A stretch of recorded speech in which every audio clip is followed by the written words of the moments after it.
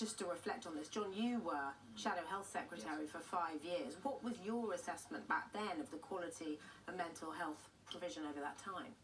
Well, I'll come on to that, but can I just quickly pay tribute to you, Julian, for, I mean, you've obviously been through an absolutely awful personal tragedy, and to be able to speak about it in the way that you're doing is, I just commend your bravery, and obviously the way in which you are now supporting families themselves who've been through the most awful, painful tragedies. So just thank you for everything you are doing, and keep going with it.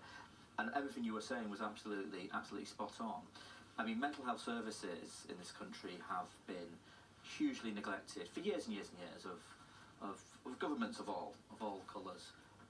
Frankly, I mean, the facilities that mental health inpatients are poor, under-resourced, never get the investment they need. Access to treatment, as Julian was saying, is becoming ever more difficult. And I just want to pick up on something that you mentioned, which is alcohol and drug services, which was always a personal priority of mine, because my dad was an alcoholic and died because of his alcohol abuse.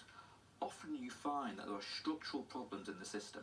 So if I can put it like that, if you go to a drug and alcohol service and say, I've got a problem with my mental health, for mental health issues, and they'll say, well, we'll deal with drug and alcohol. For mental health problems, you need to go to mental health services.